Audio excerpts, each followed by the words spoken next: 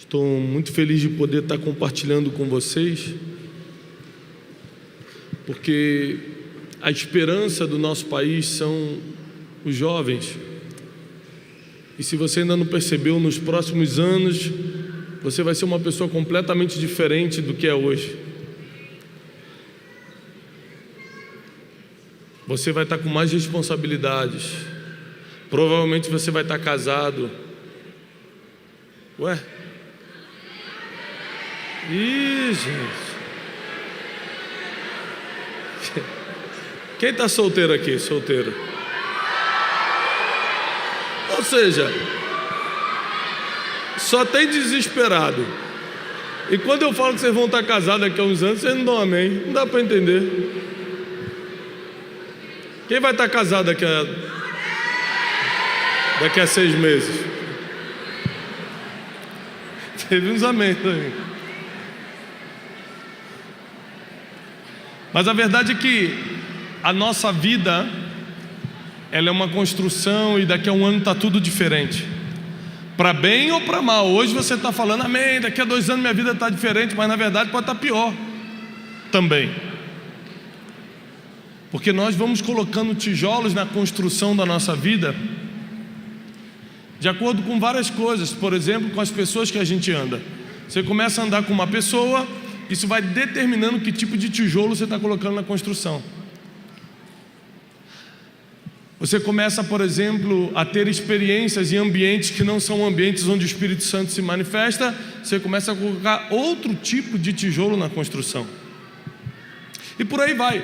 A vida pode melhorar muito no futuro ou pode piorar bastante. Isso tudo depende de como nós vamos construir o futuro. Tem gente que fala, mas o nosso futuro não está na mão de Deus? Não é isso que a Bíblia diz, não.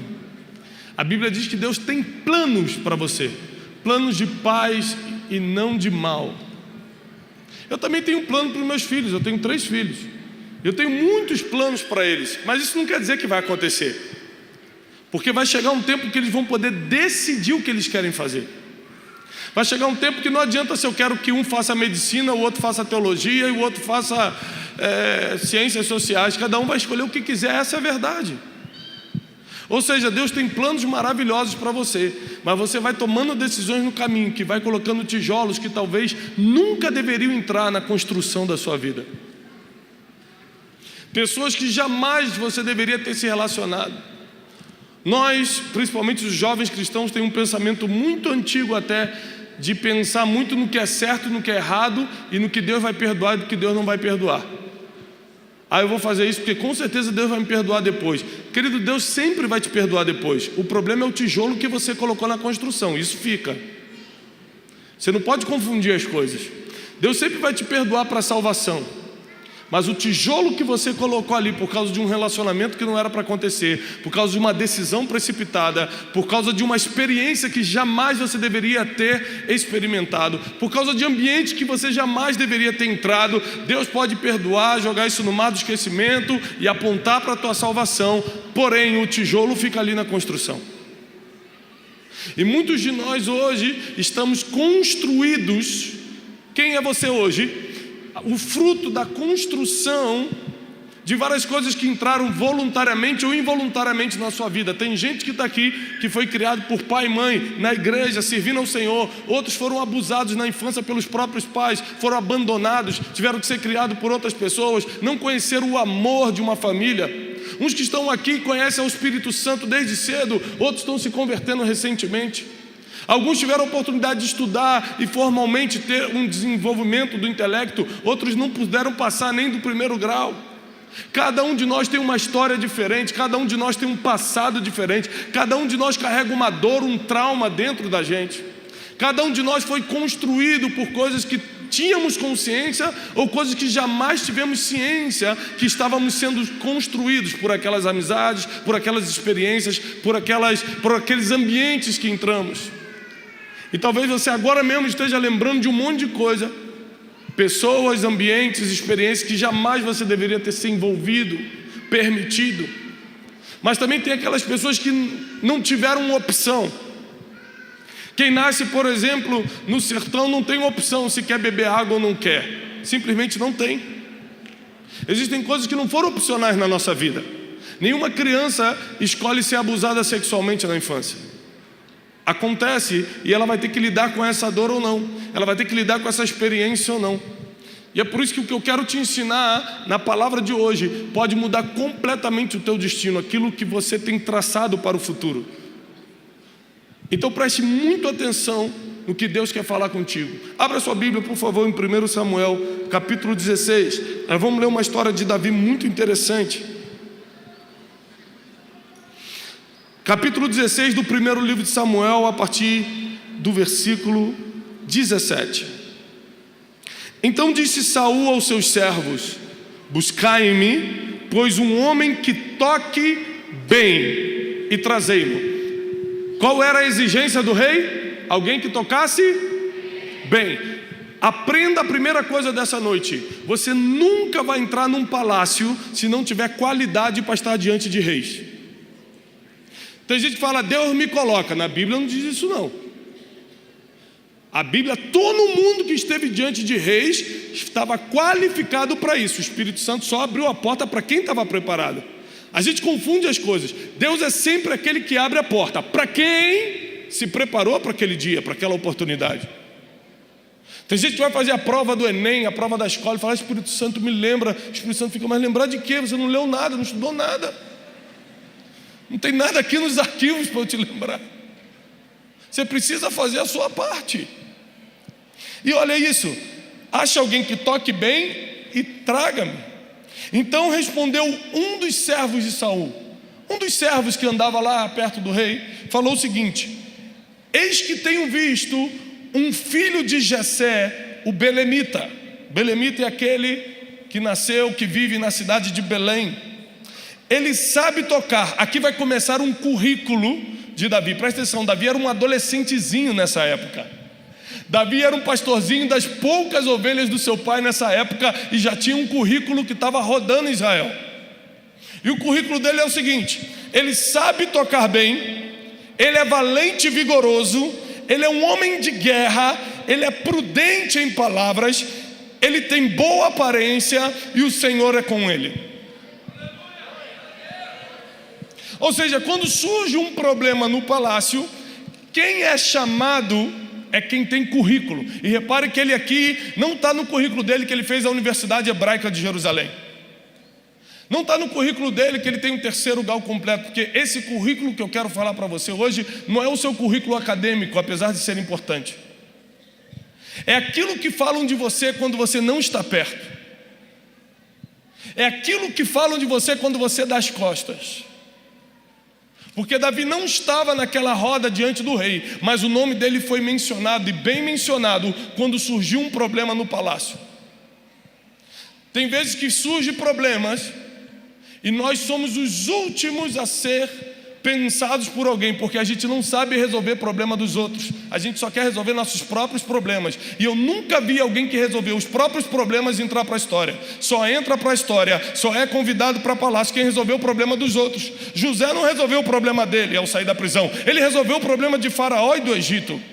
Daniel não resolveu o problema dele quando revelou o sonho de Nabucodonosor. Ele resolveu o problema da Babilônia e da terra daquela época. Se você não sabe resolver problema para os outros, você nunca vai ser chamado para lugares estratégicos. Então não adianta vir para a igreja e falar, Deus me coloca no lugar de honra. Ai Deus, no lugar dessa vergonha que eu estou, me dá dupla honra. Deus vai ficar tentando achar um princípio na sua vida que você esteja cumprindo para te honrar naquilo. Mas tem gente que ora, mas não cumpre nenhum princípio bíblico que o coloque nos lugares estratégicos. Agora é claro, não estou falando que você é o culpado. Nem sempre você teve a opção de ser instruído, de ser treinado para o futuro. Como eu disse, existem coisas que nós permitimos que nos influenciassem, ambientes, pessoas, palavras. Por exemplo, eu lembro de uma história quando eu era mais adolescente e foi inaugurar uma casa de videogames, de games. Eu morava no subúrbio do Rio de Janeiro. Então os adolescentezinhos da igreja marcaram para a gente ir nessa inauguração. Meu pai, além de pastor, era militar. E éramos 3 filhos, então ele nunca faltou nada para a gente, mas a gente era criado com dificuldade. E eu lembro que meu pai juntou dinheiro naquele mês e deu R$30 para cada um, que era muito dinheiro naquela época para jogar videogame. E falou: olha, meus filhos, a gente estava com muita expectativa, era o passeio do mês, ia todos os adolescentezinhos da igreja, a gente tinha 12, 13 anos, e a gente reuniu aquele dinheiro. Meu pai deu R$30 para cada um, a gente foi todo feliz, encontramos os adolescentes, fomos para o lugar, e quando eu estava na fila para comprar as fichas, duas meninas que eram filha de um dos homens lá, grandes, do local que a gente frequentava, da igreja que a gente ia, falou assim: quanto o seu pai deu para vocês? Eu falei: R$30, todo feliz. Ela: nossa, que miserável. Meu pai deu R$200 para cada uma. E você está rindo, mas as palavras que lançam contra você só têm efeito se você acreditar. E eu acreditei que era um miserável. Então, a partir daquele dia eu comecei a olhar para o tênis dos outros e falar: nossa, ele anda de Nike, eu não posso, sou um miserável. Isso é um processo inconsciente quando você bebe do veneno que botaram para você. Porque o veneno só tem efeito se você beber. Palavras só se cumprem na tua vida se você acreditar, seja ela palavra profética ou palavra de maldição. Então uma pessoa te chama de miserável, você acredita, você começa inconscientemente a viver aquela vida de miserável. Agora, sabe o que é o engraçado? Eu fiquei meses ou anos vivendo com aquele peso de que era um miserável, mas quando eu tinha 8 anos, foi um encontro de carnaval desse, eu fui para a primeira fila do banco na igreja para assistir um pregador que ia pregar inglês de fora, e eu estava muito animado para escutar aquele pregador.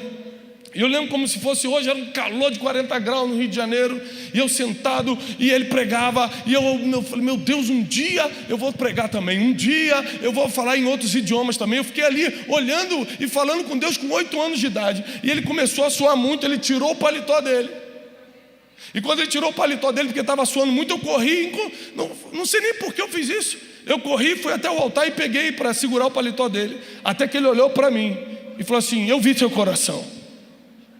Eu falei: eu? Eu vi que você estava sentado ali pedindo para Deus para fazer o que eu estou fazendo hoje. E porque você veio aqui me servir, hoje você está recebendo unção para pregar em nações. Seu passaporte será carimbado com vários países que eu não pude ir. Você vai pregar em outros idiomas. E começou a profetizar na minha vida o que hoje, aos 37 anos, já se cumpre há anos na minha vida. Agora presta atenção. Eu acreditei mais na palavra que eu era um miserável do que eu seria um profeta para as nações. Porque não importa a palavra que lançaram contra você, o que importa é o que você acredita. E aí alguém fala: você é um pobre, você é feio, você é um crente que não tem nada. Aí você acredita. Aí vem um profeta e fala: Deus vai te usar, Deus vai te levar para as nações, você vai ser um grande empresário, sua família será poderosa na terra, o seu ministério vai para vários lugares. Você fala: será? Se é de Deus, eu quero 3 sinais para confirmar. Ou seja, palavra de maldição a gente pega na hora, palavra de bênção a gente quer confirmação dos céus. E com isso, mais um tijolo entrou nessa construção da nossa vida. Como você se tornou quem é hoje? Como Davi se tornou o rei que se tornou? Primeiro ponto, para quem vai anotar: Davi descobriu qual era a matéria-prima que Deus tinha colocado nele e começou a desenvolver isso. Grave isso. Todo mundo que está aqui, sem exceção, tem uma matéria-prima dada por Deus. Está contigo isso. Essa matéria-prima você pode chamar de uma habilidade natural, o que nós teologicamente chamamos de dom. Cada um de nós aqui, sem exceção, já tem uma matéria-prima dada por Deus. Quer ver? Quem aqui canta? É afinado e canta bem mesmo. Pastor, canto bem. Nunca foi aprovado no ensaio do coral, mas diz que canta, né? Uma maravilha. Canto mesmo, pastor, levanta aí. Você canta aí. Eu não vou chamar não, a menininha está feliz demais ali. O pastor me chama, não é para o concurso. Levanta de novo. Você canta bem. Você fez qual conservatório? Nenhum? E você, fez qual escola de música? Nenhuma? Engraçado. Então como é que você canta bem? Quê? É uma matéria-prima que Deus colocou em você. Você pode falar que eu estou aqui nesse altar por vários motivos, mas o principal é que eu tenho uma matéria-prima que muitos não têm. Eu sei falar em público, eu não tenho medo de falar em público. Falar em público é o segundo maior medo da humanidade depois do medo da morte. E eu, quando tinha 5 anos de idade, eu recitava o Salmo 121 de cabeça no púlpito da igreja e não tinha medo de falar em público. Já minha esposa, se você chamar aqui para dar paz do Senhor, ela cai para trás de vergonha. Ela não consegue. Porque tem gente que tem medo de falar em público. Eu tenho uma habilidade natural, uma matéria-prima dada por Deus, um dom de falar em público. Mas o dom, a matéria-prima, não vai valer muito se você não desenvolver. Deus é eterno, amém? Deus é eterno ou não é? E em todos esses milênios sendo Deus, em todos esses anos sendo Deus, Deus nunca fez uma mesa. Deus nunca fez uma cadeira. A única coisa que Deus fez foi a árvore. Porque a única coisa que Ele faz, Ele bota a matéria-prima à disposição. Você transforma isso no que quiser. Você transforma isso conforme o teu propósito de vida. Como o meu era treinar pessoas, o meu propósito de vida era treinar pessoas, desenvolver pessoas. Eu comecei a usar a minha habilidade natural, a minha matéria-prima, que é falar em público, para pregar, para fazer cursos, palestras, desenvolver pessoas. Quando você não usa a matéria-prima que Deus colocou em você, a habilidade natural que Deus colocou em você, você jamais torna-se relevante naquilo que vai fazer. Toda vez que você tentar fazer alguma coisa, seja ministério, negócio ou o que for, fora, sem usar a matéria-prima que Deus colocou em você, nunca vai dar certo. Quem seria eu se eu não estivesse usando a habilidade natural que Deus colocou em mim? Nada. Todo o resto, a unção, a capacitação, o conhecimento, vem depois que você começa a desenvolver a matéria-prima. E Davi é uma grande prova disso, sabe por quê? Quando ele era um adolescentezinho, ele não tinha ainda ido para a faculdade, não tinha naquela época. Não tinha curso de bons modos, mas a Bíblia diz que ele era prudente em palavras e de boa aparência. Não tinha um exército formado para ele treinar, mas a Bíblia diz que ele era um homem de guerra. Ou seja, ele tinha habilidades naturais. E ele foi desenvolvendo essas habilidades a ponto de um dia ser convidado para entrar num palácio. A ponto de um dia se aproximar do seu destino profético, que seria ser rei de Israel. Deus sempre vai usar a tua habilidade natural. Deus sempre vai usar a matéria-prima que Ele colocou em você para te aproximar do teu destino profético, daquilo que os céus conspiraram a teu favor, daquilo que Deus prometeu para o teu futuro, daquilo que Ele disse que você faria lá na frente. Deus sempre vai usar essa matéria-prima para te colocar lá na frente. Sempre. E se você desprezar o que Deus colocou em você, como Paulo fala para Timóteo, não despreze o dom que há em ti, mediante a imposição das minhas mãos. Você não pode desprezar o que Deus colocou em ti. Você não pode deixar para lá o que Deus colocou em você, até porque a gente perde tudo aquilo que despreza. Toda vez que a palavra despreza aparecer na Bíblia, vai ter uma perda no mesmo versículo. Mical desprezou Davi, nunca mais teve filhos. Nunca teve filhos, na verdade. Golias desprezou Davi, morreu na batalha com ele, para ele. Toda vez que aparece a palavra desprezo, vai ter uma perda. Ou seja, não despreze o que Deus te deu, não despreze o que Deus colocou em você, porque você não quer perder isso, com certeza. Tem gente que está falando, mas eu estou com esse carro todo velho. Fecha teus olhos e imagina agora, amanhã, sem esse carro velho. Ferrou. Jesus, mantém o carro até vir outro mesmo. A gente reclama do que Deus colocou por enquanto na nossa mão. A gente não desenvolve a matéria-prima que Deus colocou e reclama com Ele. Tem alguma coisa errada com a gente. Tem algo de errado com a nossa geração. Pastor, eu tenho uma matéria-prima, eu tenho um dom, eu sei que Deus tem algo para mim, mas eu não consigo. Por que a gente não consegue desenvolver a matéria-prima como Davi desenvolveu? Por vários motivos que eu citei no início. Pessoas falaram coisas contra você e você acreditou. Isso criou crenças limitantes, isso bloqueou a tua mente. Você frequentou ambientes, se relacionou com pessoas que travaram sua vida emocional, travaram sua vida espiritual, impediram você de sonhar. Tem gente que está aqui que é jovem, mas não consegue sonhar, não consegue ver futuro por causa de experiências que teve, voluntárias ou involuntárias no passado. Então toda vez que o inimigo quer frear a vida, o chamado, o futuro de um jovem, ele vai fazer com que ele experimente através de palavras, experiências, sugestões de outros.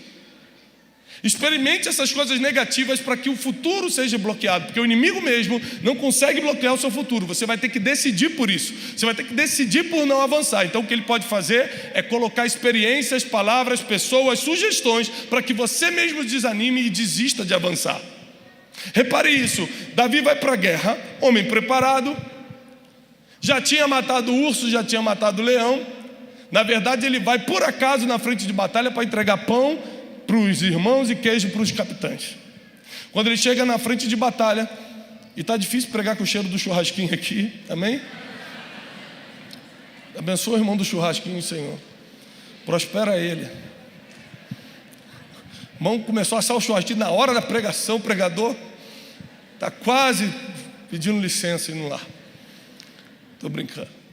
E aí, presta atenção nisso, ele chega na frente de batalha para entregar o pão, para entregar o queijo para os comandantes, e vê um gigante afrontando Israel. Todo o exército que está preparado, que deveria estar preparado, está com medo. Ele olha para o gigante e fala: vou lutar, vou pegar ele. Como é que Davi, sendo um adolescentezinho, pastor de ovelhas, diz que vai matar o gigante? Simples, antes ele já tinha matado o urso e matado o leão. Se você já viu o Discovery Channel, um canal aí pago desses de net, etc., o Discovery Channel passa muito aqueles negócios de animal, né? Animal Planet, essas coisas. Aí um dia eu estava vendo o ataque do urso. O urso, quando ele vai atacar uma pessoa, ele vem nas 4 patas, e quando ele chega perto para atacar, ele levanta, fica de pé em 2 patas. E o urso de pé mede até 3 metros de altura. Aí a Bíblia diz que Golias media 3 metros. Está na Bíblia. Então Davi olha para aquele gigante que todo mundo está com medo e falou: eu já matei um desse tamanho. O que você vê como problema na tua vida, Deus está vendo como um treinamento para o dia de Golias. O dia que você vai entrar no palácio, o dia que você vai derrubar os gigantes. Agora presta atenção, nesse dia, o dia que ele iria derrubar o gigante, Saul, o rei, deu uma sugestão para ele. A sugestão era: usa minha armadura. E Davi pensou: mas essa armadura não tem meu tamanho, não tem meu peso. Eu sou especialista em atirar com a funda, com isso aí eu vou ter que lutar na espadinha. Já pensou um adolescentezinho baixinho lutando com um gigante de espadinha?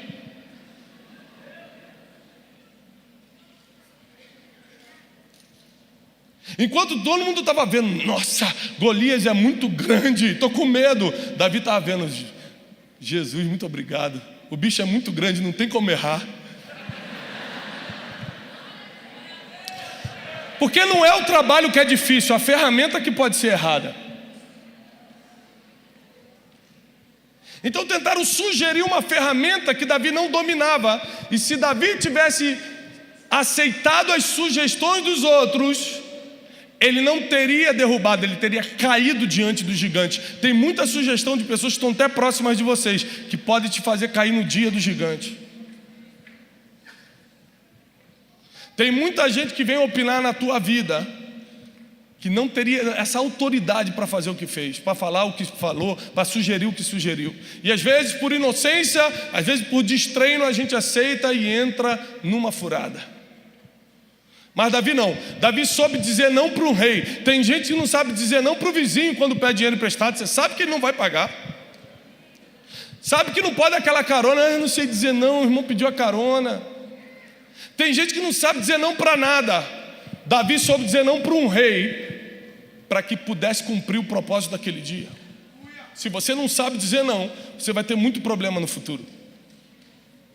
Porque o título dessa conferência, renúncia, implica diretamente a você aprender a dizer não. Para muita coisa que vai aparecer para você, você vai ter que dizer não. Não vou botar esse tijolo na minha construção. Deus vai até me perdoar depois, mas só que o tijolo vai ficar ali. E aí quando eu tiver 30, 40, 50 anos de idade, eu vou estar reclamando da vida, mas fui eu mesmo que deixei aquele tijolo entrar na construção da minha vida. As palavras que declaram para você só tem efeito se você acreditar. As experiências que você passa só tem efeito se você permitir entrar. Repare isso. Davi logo depois derrubou Golias. Davi estava gostando muito, Saul estava gostando muito dele, colocou como capitão do exército. E Davi começou a fazer as saídas e entradas militares. E Davi, como era um homem preparado, desenvolvia suas habilidades naturais. E uma coisa interessante sobre habilidades naturais é que tem um rapaz que trabalha na minha equipe, que é do batalhão de choque da polícia do Rio de Janeiro.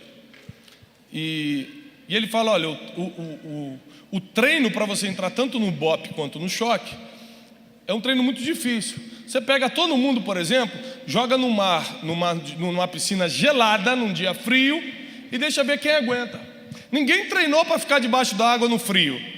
Quem vai ficar ali? Quem tem habilidade natural, quem tem resistência natural para aquilo. Tem gente que já se assusta e sai, tem gente que não aguenta ficar e entra em pânico, tem gente que quer com medo, tem gente que não quer mais aquele desaforo, e tem gente que fica e passa na prova.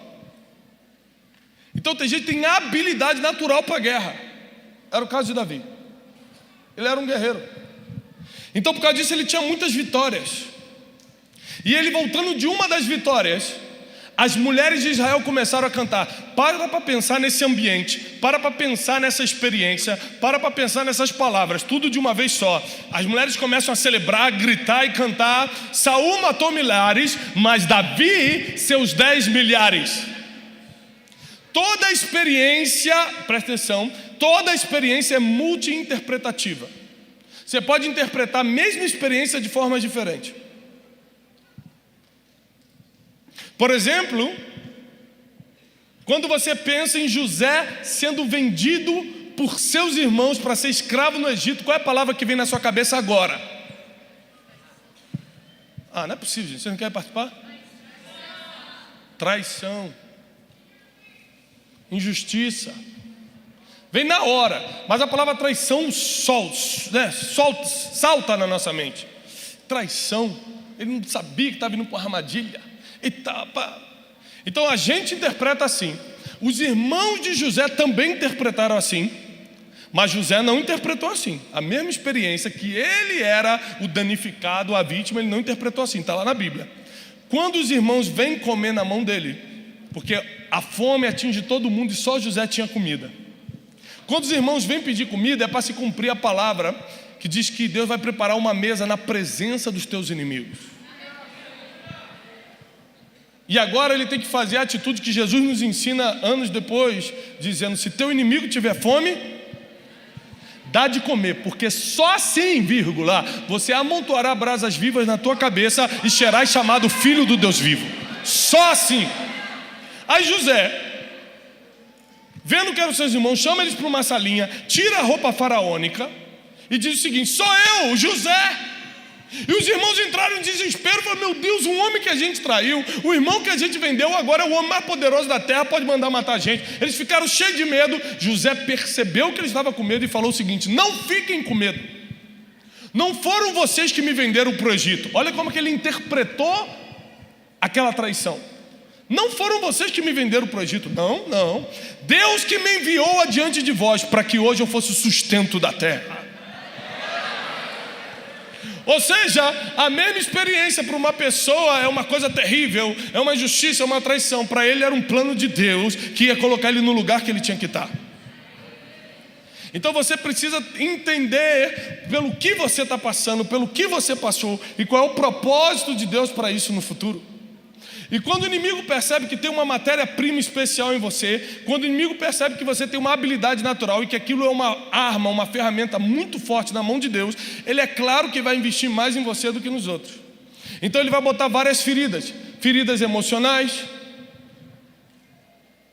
Você reparar, pastor presidente que é mais antigo, lembra que antigamente a manifestação de demônios era muito forte, mais do que hoje? Lembra disso? Eu sou criado na igreja, eu lembro que às vezes na igreja era muito comum, do nada o demônio manifestar, entrava a irmã já gritando com a mão para trás, era muito comum. Hoje em dia não tem mais isso, ou pouco. Mas por quê? Porque a estratégia mudou. O demônio ficava trabalhando anos na vida da pessoa para botar o demônio. Ela tinha que ir na macumba fazer cabeça, tinha que fazer o pacto, era um trabalho danado para ela chegar na igreja em 1 segundo, numa oração o demônio ia embora. Então a estratégia mudou. Ele, em vez de tocar na tua vida espiritual, começou a tocar na tua vida emocional, porque aí não tem oração que resolva. Se teu pai te tocou na infância sexualmente, se você recebeu uma palavra da tua própria mãe dizendo que você não ia ser nada, se você teve uma experiência dessas traumáticas que bloqueia tuas emoções, vai depender de você mesmo perdoar o agressor e não da oração do pastor. E é por isso que a gente tem uma geração dentro da igreja que está tão ferida que não consegue enxergar a matéria-prima que Deus colocou e por isso não avança. Vem nas reuniões de oração, vem na consagração, participa do jejum, faz tudo e ainda assim nada acontece. As coisas não andam. É claro. É claro. Você não liberou a sua vida emocional, você não liberou o que estava no passado, você não liberou o que estava te prendendo. A proposta dessa noite é o seguinte: Deus vai começar a te usar em cima da matéria-prima que Ele colocou em você, mas você vai ter que deixar o passado no passado. Você vai ter que deixar o que passou lá atrás. Você vai ter que perdoar quem te feriu, você vai ter que alimentar quem te vendeu, você vai ter que mudar as estratégias e começar a fazer o que Cristo escreveu na Bíblia para a gente fazer. É uma decisão muito importante, porque você, como jovem, pode construir um futuro brilhante. Você pode entrar, ser enviado como missionário para o governo, para a área financeira, para a área empresarial, para missionário evangelizando outras nações. Você pode ser um grande pastor, um grande adorador, adoradora. Você pode fazer tanta coisa no futuro, mas tudo isso vai depender de como você vai desenvolver o que Deus já colocou em você, que é essa matéria-prima, que é essa habilidade natural. Se isso não for bloqueado pelas estratégias do inimigo no passado, de entrar na tua vida emocional, de colocar uma ferida que você não consegue esquecer, coloca insônia, depressão, pânico, coloca medo de fazer as coisas, coloca o sentimento de inferioridade, você acha o mais miserável, o mais feio, a mais feia, nada dá certo para você. Ele vai colocando tudo isso, todos esses sentimentos em você, a ponto de você não enxergar a habilidade que Deus colocou em você para fazer as coisas. Se eu acreditasse em tudo que falaram para mim de negativo, eu não poderia estar no altar hoje. Se eu tivesse tomado em conta todas as palavras que jogaram sobre minha vida, eu não poderia estar aqui hoje. Agora, eu comecei, depois que eu entendi o que Deus tinha para a minha vida, a relembrar as palavras proféticas, a relembrar o que tinham profetizado sobre a minha vida. Eu comecei a relembrar o que Deus falou sobre mim. Agora deixa eu te falar a coisa mais linda. Não importa se você teve educação acadêmica ou se você nunca estudou.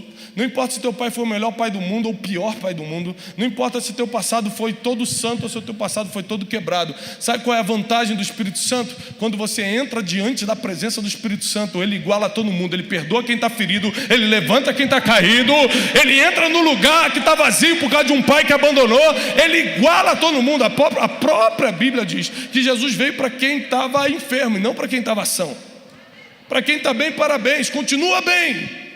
Jesus está voltando, a gente precisa estar bem. Agora, para quem está mal, Ele deixou o Espírito Santo, o nosso Consolador, aquele que deleta o nosso passado, que escreve o nosso futuro, aquele que nos auxilia nas decisões, aquele que não vai permitir que você tenha experiências que vão te traumatizar, andar com pessoas que vão roubar teu tempo. A moeda mais valiosa do mundo é o tempo, e tem gente que perde tempo com pessoas que não eram para andar. Pessoas que não vão te levar a lugar nenhum. Tem gente que, se tivesse escutado um amigo, se tivesse dado voz para os amigos, não estava aqui hoje. Não estava hoje aqui. E hoje Deus marcou um encontro contigo para liberar teu futuro, para decretar o teu destino profético, para dizer que você vai crescer, vai vencer, e teu passado não vai determinar quem você vai ser do futuro. A partir de hoje, nós vamos começar a colocar tijolos nessa construção em cima das habilidades do dom que Deus colocou em nós. Não tem jeito. Você sabe cantar, não adianta ficar atrás de uma mesa de escritório. Você tem habilidade de falar em público, não adianta tentar abrir outro negócio. Quando Deus chama alguém para alguma coisa, não tem jeito, você vai ter que cumprir. Senão vai ser igual o Jonas, vai tentar fugir, vai ter que ficar um tempo na barriga do peixe. Aí lá na barriga do peixe, quando a gente está na escuridão, todo mundo faz igual. Senhor, tem misericórdia de mim, desculpa, Pai. É tão bom estar na presença do Senhor quando está mal. Quando está lá na barriga do peixe. Porque quando está em terra firme, a gente ainda quer discutir com Deus. Eu não vou para lá não. Você quer orientar Deus. A nossa geração vai ser uma geração diferente. A nossa geração será orientada pelo Espírito Santo, curada pelo Espírito Santo, direcionada pelo Espírito Santo. Nenhum mal te sucederá, praga nenhuma chegará na tua tenda. Deus vai dar ordem aos seus anjos a teu respeito. O teu nome já está escrito na palma da mão de Deus. Ele sabe exatamente quem é você, da onde você veio, para onde você vai. O que está em você, o dom, a habilidade que Deus colocou em você, nada e ninguém vai roubar mais. Você não vai perder mais nenhum dia fora do propósito divino para você. Se a dor, a vergonha, tem gente que tem vergonha, eu tenho vergonha porque eu não tenho dinheiro para comprar uma roupa, eu tenho vergonha por causa do que aconteceu no passado, eu tenho vergonha por causa dos meus pais que me abandonaram, eu tenho vergonha porque eu tive uma infância difícil, a Bíblia diz, você tem vergonha? Então teu lugar aqui mesmo, porque o único lugar que diz que no lugar da vergonha Deus dará dupla honra é na Bíblia. Você está no lugar certo. Lá fora vergonha é vergonha, aqui dentro vergonha é dupla honra. Você está no lugar certo.